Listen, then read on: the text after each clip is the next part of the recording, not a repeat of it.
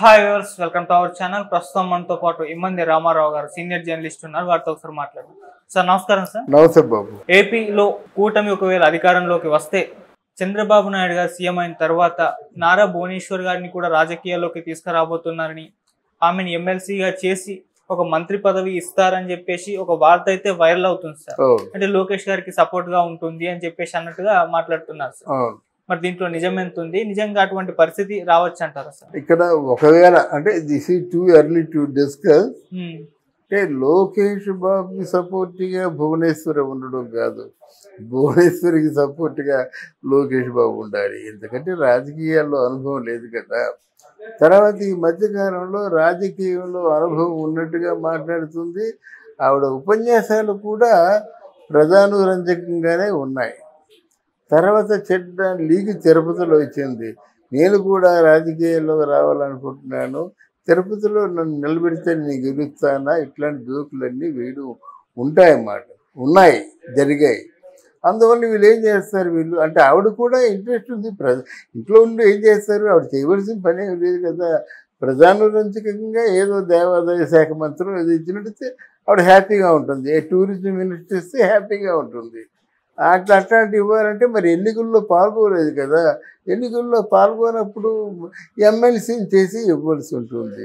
దానికి మరి మీ కూటమి అంతా కూడా ఒప్పుకోవాలి కదా. తర్వాత లోకేష్ కూడా పార్టీ పగ్గాలంటే ఆల్మోస్ట్ ఆల్ అచ్చెన్నాయుడికి ఏదైనా బెర్తిచ్చి పార్టీ పగ్గాలు పార్టీ అధ్యక్షుడు లోకేష్గా ఉండాలి. ఎందుకంటే పార్టీ అధ్యక్షుడు లోకేష్ లేకపోతే అసలు పగ్గాలు పట్టుకోవాల్సింది ఆయన కదా ఉంటుంది. లోకేష్ కూడా మంచి బెర్త్ ఉంటుంది. అంటే అలాగే జనసేన పవన్ కళ్యాణ్ చాలా మంచి బెర్త్ ఉండాలి. బెర్త్ అక్కడ బెర్త్ అంటూ లేకపోయినట్టయితే కేంద్రం నుంచి వెళ్ళాలని కేంద్రం నుంచి ఆహ్వానం వస్తుంది. కేంద్రం నుంచి ఆహ్వానం వచ్చినట్టయితే వెళ్ళడు. ఎందుకంటే కేంద్రంలోకి వెళ్ళి భారతదేశాన్ని రక్షించడానికి ఇక్కడెందుకు ఓట్లు అడుగు అంటారన్నమాట. ఇప్పుడు టీఆర్ఎస్ బీఆర్ఎస్గా మారినట్టయితే ఎలాగైతే వాళ్ళందరూ డిసప్పాయింట్ అయ్యారో, అలాగే ఇప్పుడు పొరపాటున పవన్ కళ్యాణ్ కేంద్రంలోకి వెళ్ళినట్టయితే అది సేమ్ డిసప్పాయింట్మెంట్ వస్తుందన్నమాట. ఇక్కడ ఏంటంటే చంద్రబాబు నాయుడు అంటే ఆ తరం అయిపోయింది. నెక్స్ట్ లోకేష్కి ఆ చరిష్మా లేదు. తారక్ రాజకీయాల్లోకి రాడు. ఎంతమంది మాట్లాడుకుంటున్నా తారక్ని రాజకీయానికి ముడిపెట్టి మాట్లాడుకోవడం అది కుదరని పని. అక్కడ 100 కోట్లు 200 కోట్లు వస్తున్నప్పుడు ఈ రాజకీయాల గురించి నువ్వు ఎందుకు మాట్లాడుకోవాలి, అవసరం లేదు. అందువల్ల ఇక్కడ లోకేశ్వరికి బెర్తివ్వడం ఖాయం. అలాగే ఈయన్ని అధ్యక్షుడిని పార్టీ జాతీయ అధ్యక్షుని చేయడం కూడా చంద్రబాబు కొంత విశ్రాంతి తీసుకుంటాడన్నమాట, ఉంటాడు. నెక్స్ట్ పార్టీ పగ్గాల బాతులు లోకేష్ గారు చెప్తాడు. ఈలోగా ఆయన ఏమన్నా సర్దుకొని పార్టీతో బాగా ఉన్నట్టయితే పర్వాలేదు. లేకపోతే పవన్ నెక్స్ట్ ఉన్నాడు, పవన్ అందుకుంటాడు. పవన్ అందుకుంటే పవన్ని మోదీ అందుకుంటాడు. అందుకొని మొత్తం టోటల్ ఎన్డీఏ కన్వీనర్గా ప్రస్తుతం చంద్రబాబు నాయుడు పేరు వస్తుంది. రేపు పొద్దున్న ఎన్డీఏ కన్వీనర్గా పవన్ కళ్యాణ్ వచ్చినా ఆశ్చర్యపోనక్కర్లా. ఎందుకంటే బాగా ఉత్తేజకరంగా స్పీచ్ ఇస్తాడు. ప్రజా చైతన్యం వస్తుంది, చూసే ప్రజల్లో బ్లడ్ ఉడిగిపోతుంది, భాషలు వచ్చు, ఇన్ని కలిసి వస్తాయన్నమాట. కనుక రాజకీయ నాయకులు ఎప్పుడు ఏ పని చేసినప్పుడు కూడా వాళ్ళ అనుకూలంగానే చేసుకుంటారన్నమాట. కానీ ఈసారి ఎన్నికల తర్వాత ఉన్నది అసలు అంటే ముందున్నది ముసళ్ళ పండగ. వీళ్ళు ఎవరెవరికి ఏ బెర్త్ ఇచ్చారో ఆ బెర్త్ వాళ్ళకి సాటిస్ఫాక్షన్గా ఉందా లేదా, అబ్బాయి ఇది ఎందుకంటే అంటే ఇప్పుడు లక్ష్మీభారతికి ఇచ్చిన బెర్తలు ఇచ్చారనుకోండి, ఎందుకు రూపాయి రాదు, తన డబ్బులు ఖర్చు రోజు టీలకి కాఫీలకి అండి. అలానే బెర్తలు కాకుండా పనికొచ్చే బెర్తలు ఇవ్వాలి. అయితే మునుపటి రోజుల్లో కాకుండా మినిస్టర్ అంటే మొత్తం టీం ఎక్కువ పెద్ద ఉంది. ఒక 30 వరకు వెళ్ళవచ్చు మంత్రులు అందరూ కలిస్తే. ఒక 30 బీజేపీ కానీ తెలుగుదేశం కానీ కూటమి కానీ కూటమిని సపోర్ట్ చేసేవాళ్ళు కానీ వెళ్ళొచ్చు. నామినేటెడ్ పోస్టులు మొత్తం ఒక 50 వరకు ఉంటాయన్నమాట. 50లో 1/3 అంటున్నారు జనసేనకి. అంటే ఒక 50లో 15 వరకు వీళ్ళకి ఉండొచ్చు అన్నమాట. 15, 17 అలాగ ఉండొచ్చు అన్నమాట. రాబోయే ఎన్నికల్లో ఇది కీలకమైన అంశం. సార్ అంటే ఇప్పుడు లోకేష్ గారికి కూడా ఏమైనా మంత్రి పదవి ఇచ్చే అవకాశం ఉందంటారా సార్? మంచి పదవి ఇవ్వాలి కదండి. అంటే జాతీయ అధ్యక్షుడితో పాటు మంత్రి పదవి ఇవ్వకుండా ఉంటే ఎలాగవుతుంది? అది ఇప్పుడు పవన్ కళ్యాణ్ కాదు కదా, అనకాపల్లిలో ఒకసారి వాళ్ళ అన్నయ్యని ప్రకటించేసి, లేదు అనకాపల్లి కాదు తిరుపతిని ప్రకటించి అసలు ఏమీ లేదని చెప్పేసినట్టు జనసేన కాబట్టి ఆయన నాగబాబు కాబట్టి ఊరుకున్నాడు. కానీ అదే బయట వాళ్ళు అయితే ఊరుకుంటారు, రెబల్ అయిపోరు. అందుకు ఇక్కడేంటంటే పార్టీని నిలబెట్టుకోవడానికి, పార్టీ కంట్రోల్లో ఉంచుకోవడానికి డెఫినెట్గా లోకేష్కి కీలకమైన ఇప్పుడు ఈ రెవెన్యూ ఇస్తారు, వారికి కీలకమైన రెవెన్యూ ఇస్తారు, మంచిది. లేకపోతే మున్సిపాలిటీ శాఖ ఇవన్నీ ఉన్నాయి కదా. కనుక ఓవరాల్గా కూటమికి బొటాబొట్టిగా సక్సెస్ వస్తుందని మనం చెప్పుకోవచ్చు. ఎందుకంటే ఆ సర్వే చేసే విధానం, చెప్పే విధానం అంటే this is the least figure అన్నమాట అని మనం నమ్ముతున్నమాట. అంతకంటే నేను ఇంకొక క్లూ నాకు ఏమనిపించిందంటే, ఎప్పుడైతే అమిత్ షా ఆంధ్రాలో కూటమి గెలుస్తుంది అన్నాడో, అంటే రెండో ఎగ్జాంపుల్ ఇది, కూటమి గెలుస్తుందని ఆయన ఎలా చెప్తాడు? చెప్పకూడదు కదా.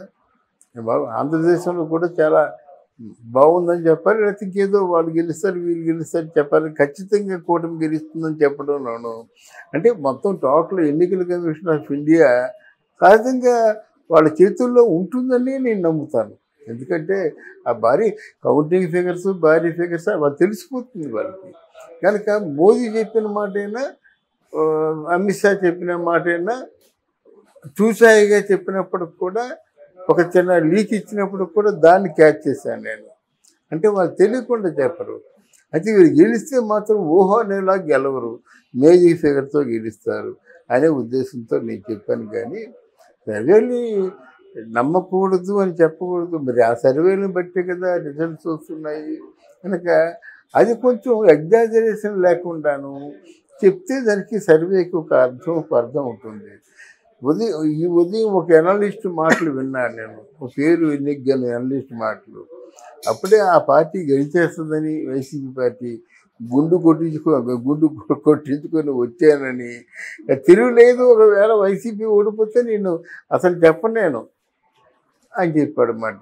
ఇలా మైండ్ గేమ్ ఆడతారా అని నాకు అనిపిస్తుంది అన్నమాట. సో ఈ మైండ్ గేమ్ ఏమవుతుందంటే రేపటితో అయిపోతుంది. జనాల్లో ఒక విధమైనటువంటి, ఇప్పుడు ఫర్ ఎగ్జాంపుల్ మనం కామ్గా మాట్లాడుకుంటున్నాము, లక్షలు కోట్ల కొన్ని బెట్టింగ్ కాసే వాళ్ళు ఏమవుతారు? గుండె జారిపోతుంది కదండి. ఆస్తులు మొత్తం కొదవబెట్టేస్తున్నారు కదా వాళ్ళు ఏమవుతారు అంటే ప్రజల ప్రాణాలతో ఆటలాడుకున్నట్టే కదా ఇది సర్వే. కనుక ఇవన్నీ చెప్పేవాళ్ళు కొంచెం జాగ్రత్తగా చెప్తే బాగుంటుంది. ఏది ఏమైనప్పుడు కూడా చాలా టోటల్ ఇది డిఫరెంట్ రాజకీయంలో కనిపిస్తుంది. చంద్రబాబు నాయుడు ఇంటికి ఒక పక్క స్పెషల్ ఫోర్స్ పంపిస్తున్నారు. సరే గెలిచే వాళ్ళ ఇంటికే కదా ఇవన్నీ ఉంటాయి. మా పవన్ కళ్యాణ్ ఏమో మోదీ గారు స్పెషల్గా ఫోర్స్ పంపిస్తున్నారు. వీళ్ళు ఓడిపోయేలాగా ఉంటే ఇవన్నీ ఎందుకు ఉంటాయి? ఉండవు అసలు. సహజంగాను ఓడిపోయేలా ఉంటే ఇంత చర్చే ఉండదు అని ఇన్ని కారణాల చేత మనం కూటమి గెలుస్తుందని చెప్పాం. కానీ అంతేగాని కళ్ళు మూసుకొని మనం చెప్పలేదు. ఓ 10-15 సర్వేలు చూసి లీక్ అని అనిపించి వీళ్ళు ప్రభుత్వం చేస్తున్నటువంటి సందడి ఇవన్నీ చూసుకున్న తర్వాత, అంటే చంద్రబాబు నాయుడుకి కానీ పవన్ కళ్యాణ్కి కానీ ఈ సందడి అంతా చూసుకున్న తర్వాత నేను ఒక అండర్స్టాండింగ్కి వచ్చాను. తర్వాత ఇక్కడ కూటమని ఉన్నట్టయితే ఇప్పుడు అంతర్గతంగా చర్చ జరిగిన తర్వాత కదా లీకో ఏదో బయటకు వస్తుంది.